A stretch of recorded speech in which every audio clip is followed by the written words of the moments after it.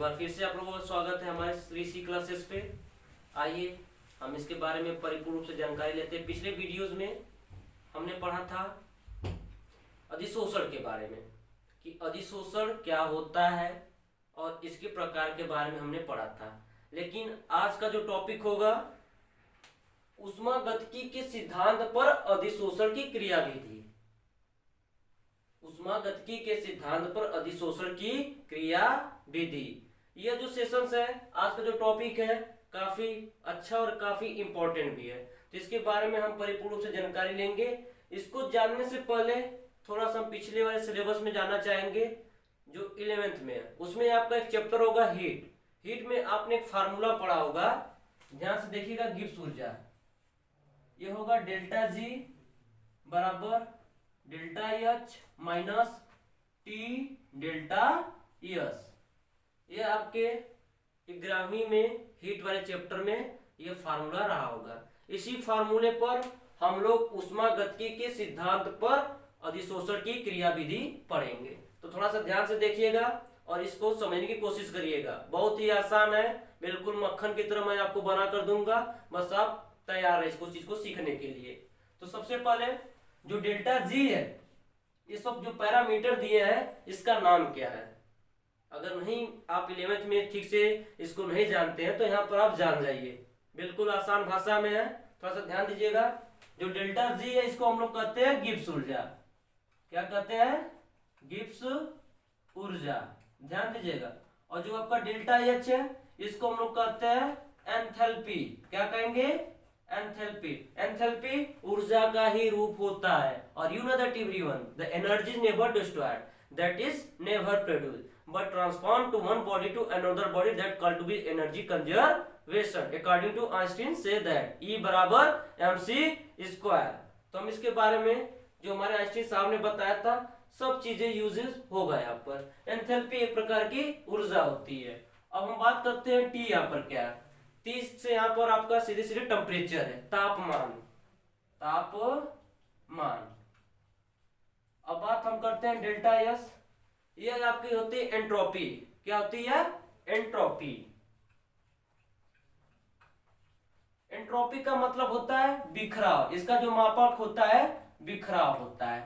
तो सबसे पहले अब हम बात करेंगे कि जो डेल्टा जी है इसके केस कितने हैं या ये किस किस पर लाई करता है। तो सबसे पहले हम डेल्टा जी के बारे में जानेंगे। इसके 3 केस बनते हैं। जो पहला केस होता है डेल्टा जी इक्वल टू 0। दूसरा डेल्टा जी जो गिब्स ऊर्जा है, एक बार इसकी वैल्यू होगी माइनस, एक बार डेल्टा जी जो होगा इसकी जो वैल्यू होगी प्लस। अगर डेल्टा जी की वैल्यू 0 होगा तो उस समय साम्य अवस्था होगा। क्या होगा? साम्य अवस्था।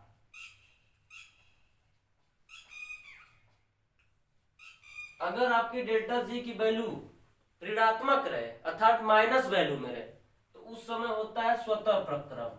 क्या होता है? स्वतः प्रक्रम। अगर आपकी डेल्टा जी की वैल्यू प्लस में रहे तो उस समय आपका होता है अस्वतः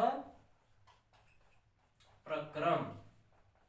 तो सबसे पहले ये जो डेल्टा जी है एक बार 0 हो रहा है, एक बार माइनस वैल्यू में आ रहा है, एक बार प्लस वैल्यू में आ रहा है। तो सबसे पहले हम लोग जानेंगे कि साम्य अवस्था क्या होता है, स्वतः प्रक्रम क्या होता है, अस्वतः प्रक्रम क्या होता है। तो हम लोग जानते हैं, जैसे अगर ऊष्मा में बात करते हैं, अगर दोस्तों ऊष्मा में अगर हम बात करते हैं तो ऊष्मा क्या होता है, इसका कंडीशन है। जो ऊष्मा हमारा फ्लो करेगा उच्च ऊष्मा से निम्न ऊष्मा तक या उच्च तापमान से निम्न तापमान।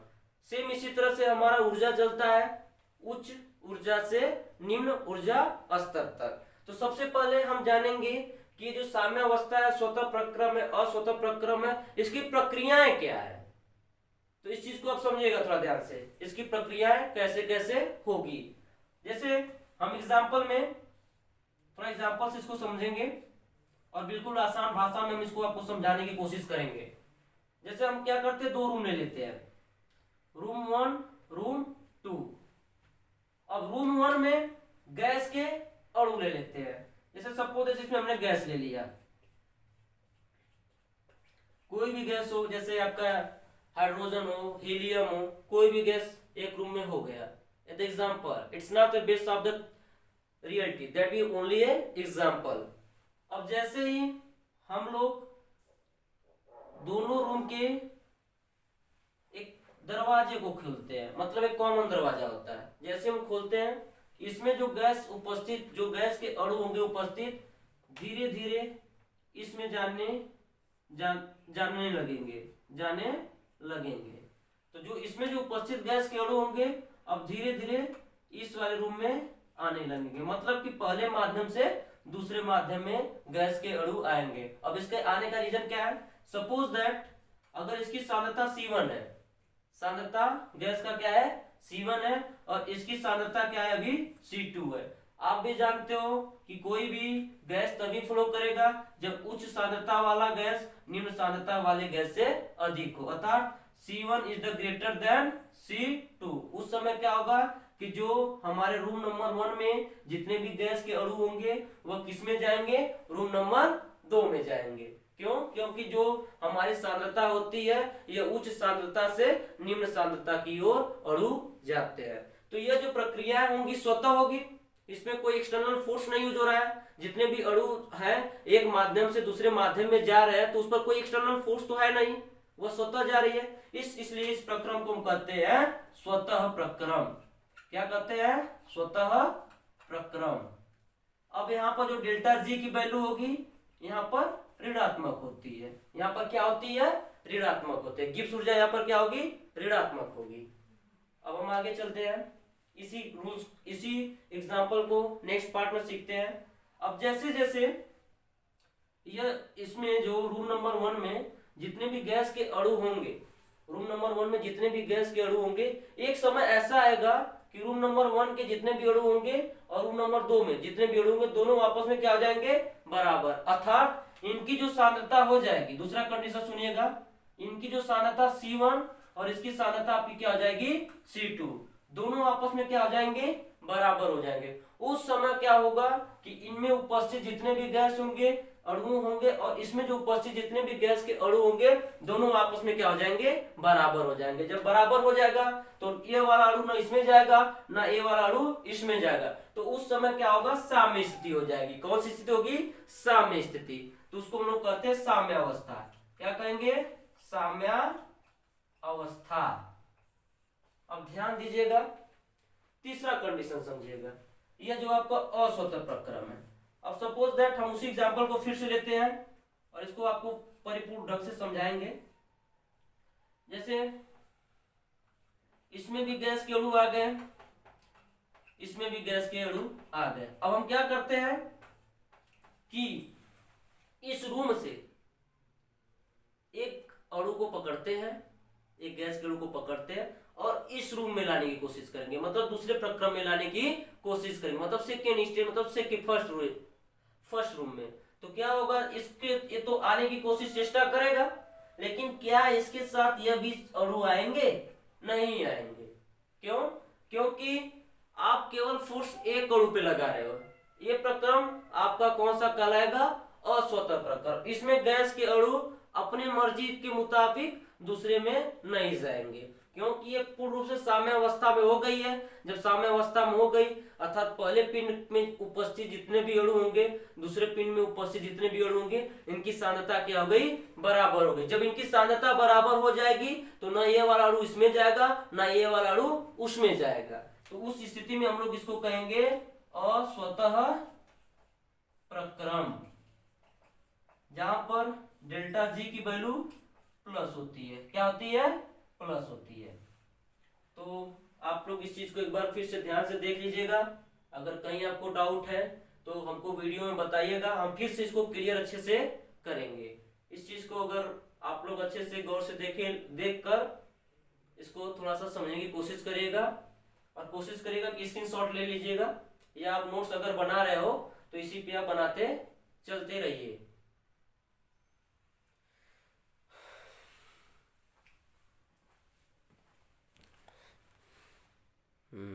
सही।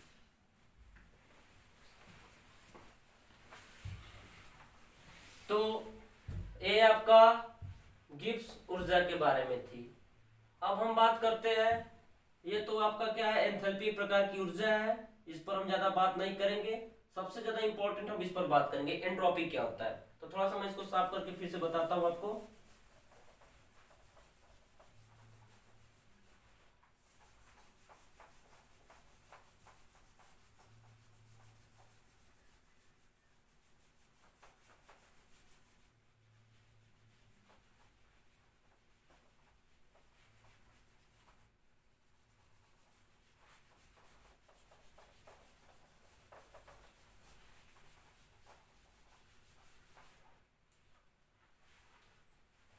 अब हम बात करेंगे एंट्रोपी पे, डेल्टा यस। ध्यान से देखिएगा, बहुत अच्छी चीज है डेल्टा यस, जिसे हम लोग कहते हैं एंट्रोपी। क्या कहते हैं? एंट्रोपी, जो बिखराव का मापक करता है, बिखराव का मापक है। बिखराव का मतलब बताते हैं अभी, ध्यान से सुनिएगा। अब हम जानते हैं कि हमारे पास मैटर तीन टाइप्स के होते हैं। एक ठोस फॉर्म में होता है, एक आपका लिक्विड फॉर्म में होता है जिसको कहते हैं द्रव, एक आपका गैस फॉर्म में होता है। तो हम इसके बारे में अभी आप देखते हैं कैसे होता है।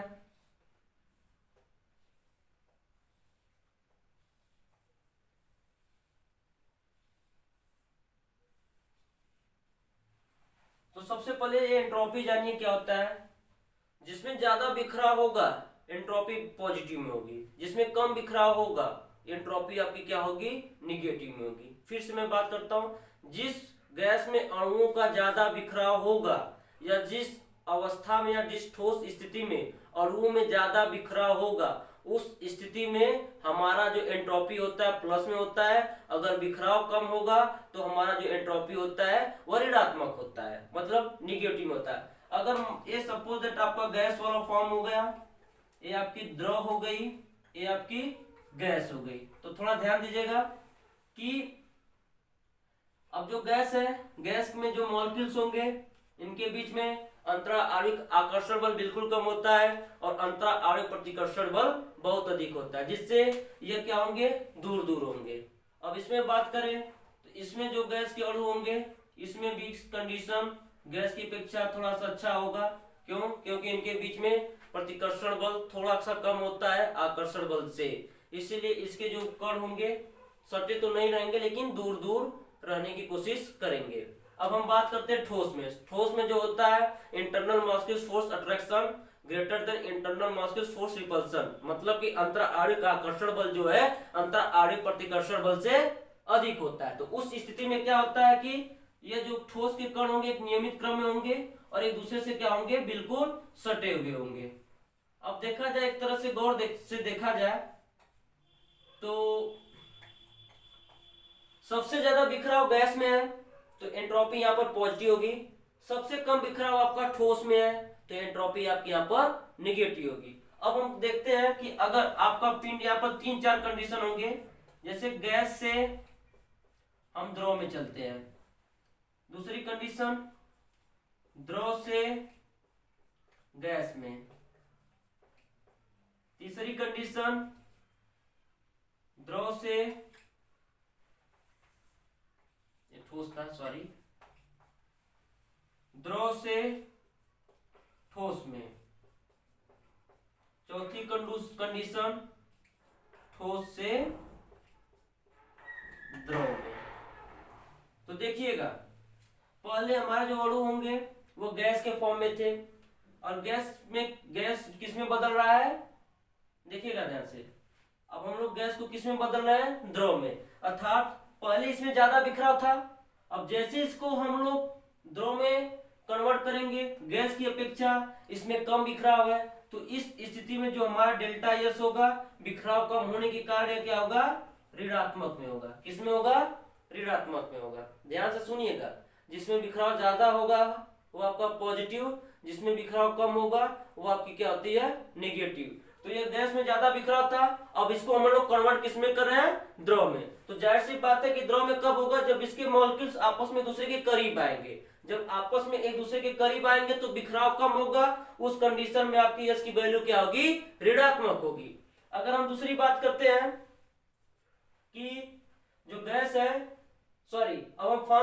करते हैं कि जो द्रव से गैस में आते हैं। द्रव से गैस में आने का मतलब कि पहले इसमें बिखराव कम है, अब जैसे ही हम इस फॉर्म में आएंगे इसमें बिखराव आपका क्या हो रहा है, अधिक हो रहा है। मतलब इनमें अणु में जो है स्पेस ज्यादा मिल रहे हैं, मतलब इसके अणु क्या है, काफी दूर दूर है, अर्थात इसमें बिखराव ज्यादा हो रहा है। तो उस कंडीशन में जो डेल्टा एस की वैल्यू होगी वो क्या होगी, पॉजिटिव, मतलब धनात्मक। क्यों, क्योंकि आपका पहले कम बिखराव था, फिर गैस फॉर्म में चेंज हुआ तो इसके अणु दूर दूर है, अर्थात इसमें अधिक बिखराव है। अब हम बात करते हैं तीसरे कंडीशन की, मतलब कि ठोस से किस में जाना है हमको, सॉरी द्रव से किस में जाना है, ठोस में। अब देखा जाए तो जो द्रव है, द्रव के मॉलिक्यूल्स में स्पेस है, लेकिन ठोस के मॉलिक्यूल्स में बिल्कुल स्पेस नहीं है, अर्थात अब आपको जाना पड़ेगा द्रव से ठोस में, मतलब बिखराव में कमी होगी कि नहीं होगी। यहाँ पे बिखराव अधिक था, अब हम इस फॉर्म में जाएंगे तो बिखराव में क्या होगा, कमी आएगी। जब बिखराव में कमी आएगी तो यहाँ पर आपका डेल्टा एस की वैल्यू क्या हो जाएगी, माइनस। यहाँ पर आपका बिखराव में कमी हुई, क्या हुई, कमी। अब देखा जाए चौथा कंडीशन, तो जो ठोस है, ठोस से हम लोग किस में चलेंगे, एक बार द्रव में। तो ठोसों के बीच में फोटो देखा जाए तो जितने भी ठोस है उसके मॉलिक्यूल्स में अंतराणिक आकर्षण बल बिल्कुल अधिक है। तो उससे क्या होगा कि इनके जो कण है बिल्कुल एक दूसरे से सटे हुए हैं, सटे होने के कारण इनके बीच में बिखराव कम है। जैसे ही गैस फॉर्म में आएंगे इनमें बिखराव क्या हो जाएगा, अधिक हो जाएगा। बिखराव जब अधिक होगा तो यहाँ से डेल्टा एस की वैल्यू आपकी क्या होगी, पॉजिटिव। अब यहाँ से ये चीजें देखोगे, माइनस होने का मतलब बिखराव कम है, बिखराव कम, प्लस वैल्यू का मतलब बिखराव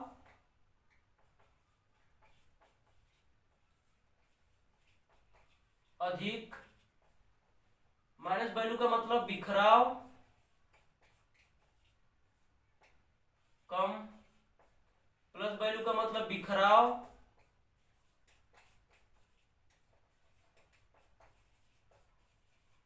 अधिक।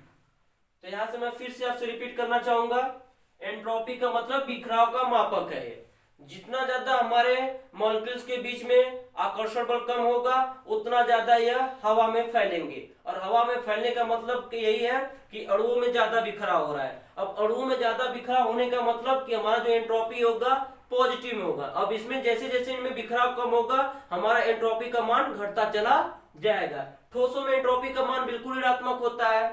फिर आपका द्रव है, इसमें एंट्रोपी का मान बिल्कुल कम होता है। अगर आपका गैस हुआ तो इसमें एंट्रोपी का मान सबसे अधिक होगा। रीजन यह है कि जो गैस के मॉलिक्यूल्स होंगे इनके बीच में प्रतिकर्षण बल बहुत अधिक है, जिससे क्या होंगे, काफी दूर दूर रहेंगे। जब काफी दूर दूर रहेंगे तो जाहिर सी बात है कि इनमें बिखराव अधिक होने के कारण किस में होंगे, धनात्मक में होंगे। अब ये हमारे कंडीशन पे अप्लाई होता है कि हमारा जो मैटर होते हैं, the matter we will change into the any particle like any situation. जैसे सॉलिड का लिक्विड में हो जाना, लिक्विड का गैस में हो जाना, और गैस का फिर से लिक्विड हो जाना, और लिक्विड का फिर से ठोस हो जाना। ये प्रक्रिया हमारे आपस में चलती रहती है हमारे एटमॉस्फेयर में। अगर हम बात करते हैं गैस में, तो गैस किस में कन्वर्ट हो रहा है, द्रव में। मतलब कि पहले इसमें बिखराव अधिक था, अब बिखराव क्या हो रहा है, कम हो रहा है। हम देखिएगा पहले से स्टार्ट करेंगे, सेकेंड पोजीशन तक देखेंगे। पहले में बिखराव अधिक है और द्रव आते हैं इसमें बिखराव कम। एंट्रोपी का मान घटेगा कि नहीं घटेगा, सॉरी अणुओं के जो बिखराव का मान घटेगा कि नहीं घटेगा। जब घटेगा तो उस समय आपका एंट्रोपी की वैल्यू कितनी होगी, माइनस में होगी। अब वही कंडीशन है, पहला पोजीशन यह हो गया, द्रव से गैस में आओगे तो इसमें जो है मॉलिक्यूल्स के बीच में कम स्पेस है और इसमें मॉलिक्यूल्स के बीच में अधिक स्पेस है, मतलब इसमें बिखराव आपका ज्यादा है। जब बिखराव आपका ज्यादा होगा तो डेल्टा एस की वैल्यू क्या होगी, पॉजिटिव में होगी। अगर हम फिर से बात करेंगे द्रव की, तो द्रव से हम लोग ठोस में जा रहे हैं, मतलब पहले बिखराव अधिक था, फिर इसमें इस पोजीशन पे बिखराव आपका कम हो गया। बिखराव कम होने का मतलब कि डेल्टा एस किस में हो जाएगा, ऋणात्मक में होगा। किस में होगा, ऋणात्मक में होगा। अगर हम बात करते हैं फिर चौथे नंबर की या केस नंबर 4 की, तो यहाँ पर जो ठोस है चेंज किसमें हो रहा है, द्रव में। मतलब पहले इसमें बिखराव कम था, अब इसमें क्या होगा, बिखराव अधिक होगा। बिखराव अधिक होने के कारण यह डेल्टा एस की वैल्यू क्या हो जाएगी, पॉजिटिव में होगी। किसमें होगी, पॉजिटिव में होगी। ये आपका एंट्रोपी का हुआ। तो इसको थोड़ा ध्यान से देख लीजिएगा, एक बार कोशिश करिएगा कि एक बार इसको एक ही बार में आप समझिएगा, और नहीं समझ में आता तो एक बार इसका स्क्रीनशॉट ले लें और इसको ध्यानपूर्वक देखें कि क्या यहाँ पे कैसे चीजें हो रही है। चलिए, इसका आप लोगों ने स्क्रीनशॉट ले लिया होगा। अब हम आगे चलते हैं। अभी तो ये सब चीजें हम लोग इसके बारे में जाने, अब हम इसका अप्लाई अधिशोषण पे करते हैं कि ऊष्मागतिकी के सिद्धांत पे अधिशोषण की क्रिया विधि कैसे होगी। बिल्कुल आसान भाषा में होगी। आप इस चीज को अगर सीख लिए होंगे तो आगे चल के बिल्कुल आसान भाषा में आप समझ लीजिएगा। बिल्कुल आसान भाषा में इस चीज को मैं फिर से कहूंगा कि एक बार फिर से इसको आप रिपीट करके, वीडियो अगर नहीं समझ में पीछे करके फिर से उसको आप देखकर इसको अच्छे से कॉन्सेप्ट क्लियर कर सकते हैं। तो आइए इसके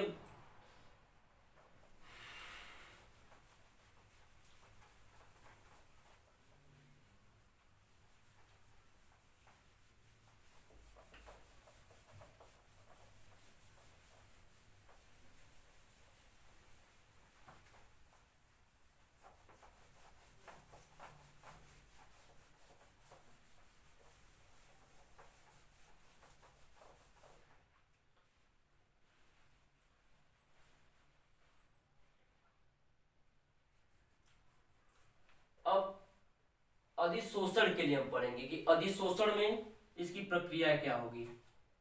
अधिशोषण के लिए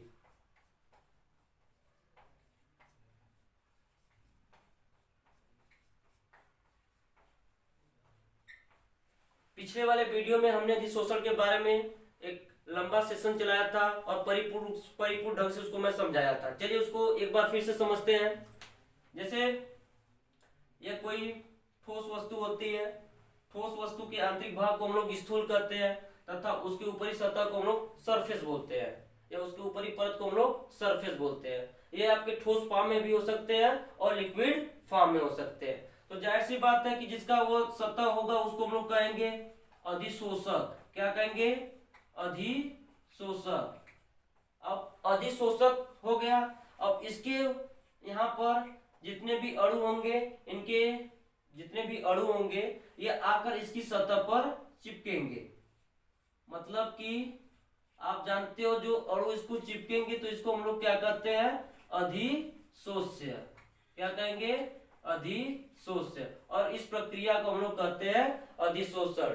मतलब जब किसी ठोस या द्रव की सतह पर जब कोई गैस के अणु आकर चिपक जाते हैं, इस प्रक्रिया को हम लोग कहते हैं अधिशोषक। वह सतह जिस पर चिपकते हैं उसको हम लोग कहते हैं अधिशोषक, तथा वह मॉलिक्यूल्स जो आकर सतह पर चिपक रहा है वह मॉलिक्यूल्स आपकी क्या कहलाएगी? अधिशोष्य कहलाएगी। तथा इस सारे के सारे प्रक्रिया को हम लोग कहते हैं अधिशोषण।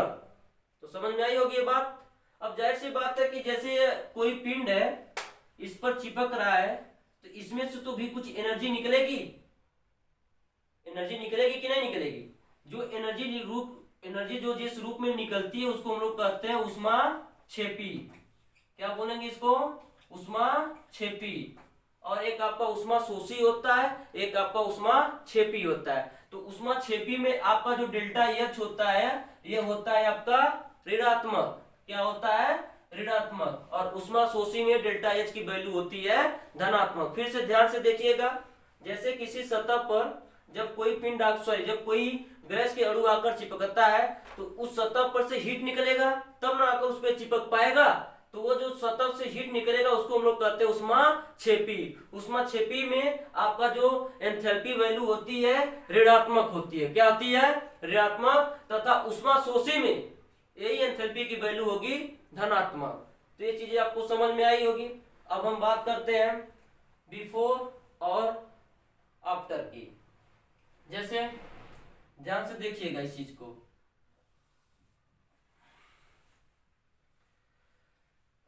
जैसे ये क्रियाएं पहले और बाद की है, पहले और बाद की है। जैसे ये हो गया अधिशोषक का, ये हो गया अधिशोषक। और जो इसके ऊपर जो गैस है अभी चिपकी नहीं है इसकी सतह पर, तो ये तो पहले की कंडीशन है। पहले की कंडीशन ये है कि अभी ये जो गैस है इसमें ज्यादा बिखराव है, इसमें ज्यादा बिखराव है। तो इसका ये जो बिखराव है तो इसका अगर एंट्रोपी देखा जाए तो धनात्मक होगा। अगर अब यही बाद में कंडीशन देखा जाए जब अधिशोषक की क्रियाएं हो जाए, जब इसकी सतह पर आप आकर अणु आकर इस पे चिपक जाए तो इसमें बिखराव कम होगा। अब जैसे इसमें बिखराव कम होगा, यहाँ पर आपकी डेल्टा एस की जो वैल्यू होगी ऋणात्मक होगी। क्या होगी? ऋणात्मक होगी। क्यों? क्योंकि इस पहले तो अणुओं में बिखराव अधिक था।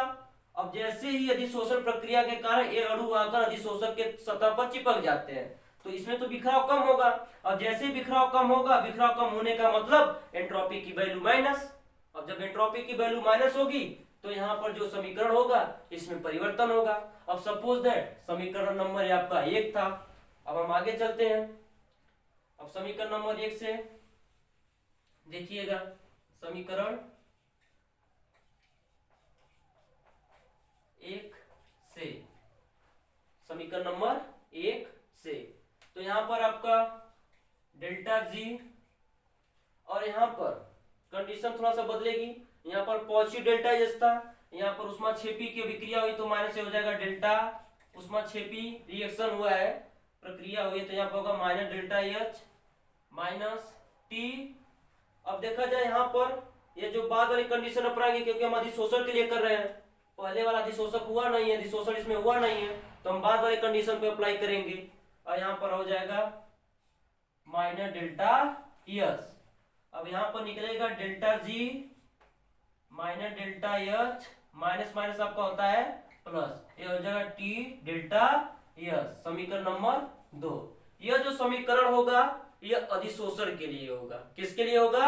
अधिशोषण के लिए होगा। कि अधिशोषण में जो इक्वेशन बनेगा ये तो आपका गिब्स ऊर्जा के लिए था जो उष्मा के अनुसार चला था, लेकिन अधिशोषण में ये आपकी नई इक्वेशन बनेगी। डेल्टा जी बराबर minus delta H plus T delta H, जहां पर डेल्टा एच आपकी क्या होगी? ऊष्माक्षेपी है, इसलिए क्या होगा? ऋणात्मक। और यहाँ पर डेल्टा एच आपका क्या हो गया? ऋणात्मक। क्यों? क्योंकि यह आप में बिखराव कम हुआ, अधिशोषण की क्रिया में अणुओं में बिखराव क्या हुआ है?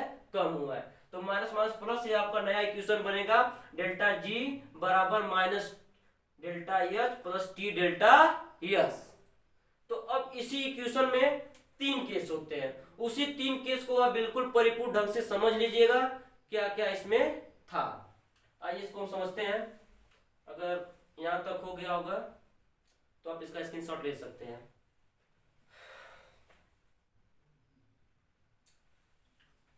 अब आइए आगे चलते हैं कैसे होता है।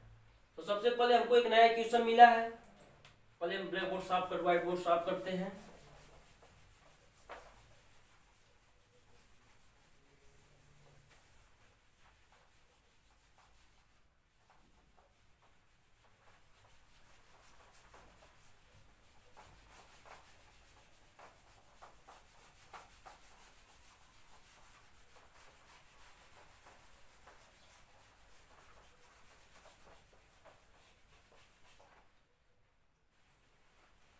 अब अधिशोषण के लिए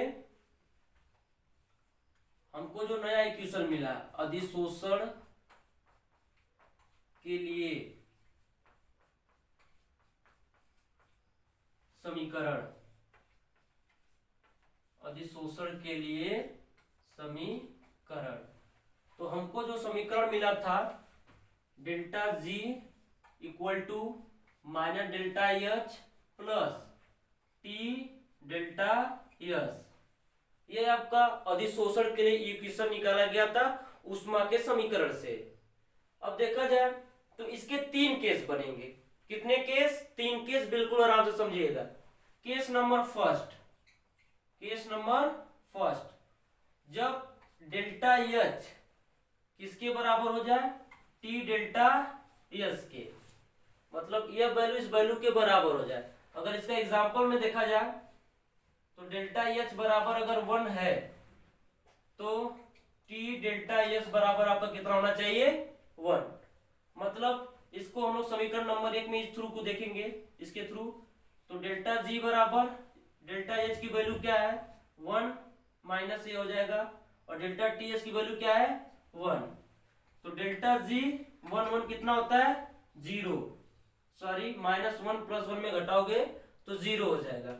तो ये आपने देखा होगा डेल्टा जी की भी 3 कंडीशन होती थी, तो ये किस में हो जाएगी? साम्य अवस्था में। किस अवस्था में? साम्य अवस्था में। आप लोगों ने देखा, हमने इसको शुरू में ही बताया था कि अगर डेल्टा जी की वैल्यू 0 होगी तो आपको यह साम्य अवस्था कहलाएगा।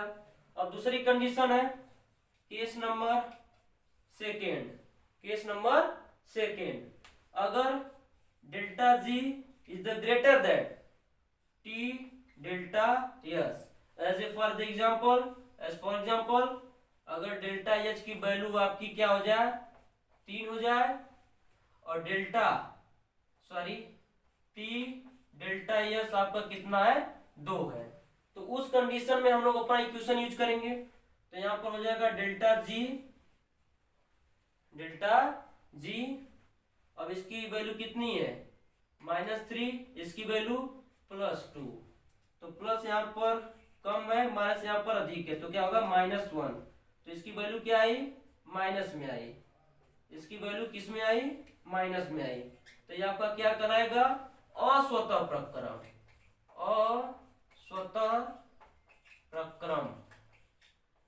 अब बात करते हैं थर्ड कंडीशन की, केस नंबर थर्ड क्या कहेगा, जब delta H less than T delta S, मतलब कि डेल्टा एस बराबर आपका अगर 4 है तो टी डेल्टा एस बराबर कितना होना चाहिए 5। अब हम इक्वेशन में देखेंगे डेल्टा जी बराबर इसकी वैल्यू 4 -4 हो जाएगी और इसकी वैल्यू 5, जब ये घटाओगे तो प्लस वैल्यू आ गई +1, मतलब कि ये जो आपकी यहाँ पर आपका यहाँ पर आपका जो माइनस में होगा ये आपका स्वतः प्रक्रम होगा और जो प्लस वैल्यू होगी ये आपकी हो जाएगी अस्वतः प्रक्रम। तो इस तरह से हमने ऊष्मागतिकी के सिद्धांत पर इनकी सारी की सारी क्रिया विधि बताई है। आप इसको बिल्कुल ध्यान से देख लीजिएगा और कोशिश करिएगा इस चीज को बिल्कुल आराम से सीखने का। और वैसे भी आप लोगों को good luck for the your examination for the any board, like with the UP board, CBSE board, ICE board, जितने सारे बोर्ड हो उन सारे विद्यार्थियों सारे स्टूडेंटों को हमारी ओर से हार्दिक शुभकामनाएं, वो परीक्षा में जाए और बिल्कुल कॉन्फिडेंस लेवल के साथ एग्जाम दें और कोशिश करें कि अच्छे से अच्छा मार्क्स लाने की कोशिश करें। आपका कॉन्सेप्ट क्लियर रहेगा, आपका कॉन्फिडेंशियल अच्छा रहेगा तो आप एग्जाम में अच्छा करके आओगे। थैंक यू सो मच, धन्यवाद, बहुत बहुत शुक्रिया। आप ऐसे ही हमारे चैनल पे बने रहिएगा और कोशिश करेंगे आप लोगों के लिए अच्छा से अच्छा वीडियो बनाओ जिससे आपके साथ मैं रूबरू होकर आपको मैं अच्छा सा नॉलेज दे सकूं। धन्यवाद और देखते रहिए RC classes. Thank you so much और लाइक और सब्सक्राइब जरूर कर दीजिएगा।